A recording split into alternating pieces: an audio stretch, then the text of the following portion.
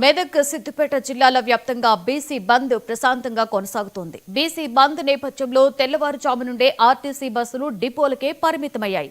తెల్లవారుజాము నుండి ఆర్టీసీ బస్సులు వెళ్లకుండా బీసీ సంఘాల జేఏసీ నాయకులు బస్సులకు అడ్డుగా కూర్చొని నిరసన వ్యక్తం చేశారు. బీసీ సంఘాల జేఏసీ అధికార కాంగ్రెస్ పార్టీతో పాటుగా బీజేపీ, బీఆర్ఎస్, సిపిఎం పార్టీ నేతలు పార్టీలకు అతీతంగా ఈ బంద్లో పాల్గొన్నారు. అత్యవసర సేవలు మినహా పలు వ్యాపార దుకాణ సముదాయాలు స్వచ్ఛందంగా బంద్ను కొనసాగిస్తున్నాయి.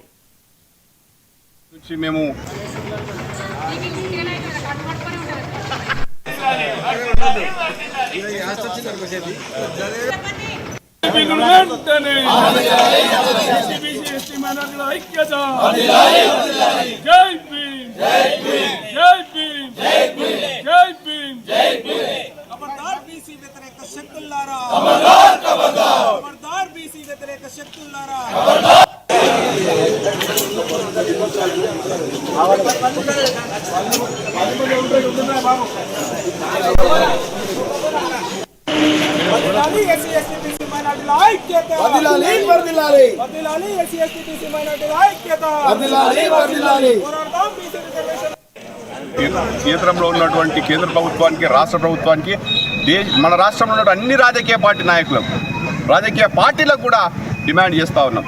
బీసీలకు 42% రిజర్వేషన్ ఇవ్వాల్సినటువంటి సమయం ఆసన్నమైంది. తాత్సారం చేయకుండా, కంటి తుడుపు చర్యలుగా భావించకుండా వెంటనే అన్ని రాజకీయ పార్టీలు కేంద్రంపై ఒత్తిడి తీసుకొచ్చి ఈ యొక్క 42% రిజర్వేషన్ అమలు చేయాలని చెప్పేసి ఈ బీసీ వేదిక గట్టిగా డిమాండ్ చేస్తూ ఉంది.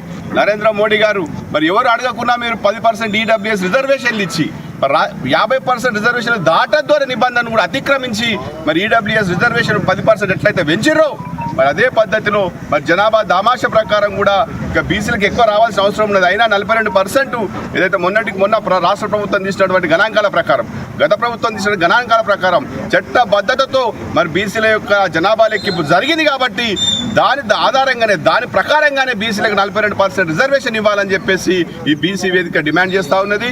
బీసీల జాయింట్ యాక్షన్ కమిటీ మేరకు మెదక్ పట్టణంలో బంద్ సంపూర్ణంగా జరుగుతూ ఉన్నది. మేము ఒకటే డిమాండ్ చేస్తాం, పార్టీలకు అతీతంగా ఇక్కడ మెదక్ బస్ డిపో ప్రాంగణం. అనంతపురం జిల్లా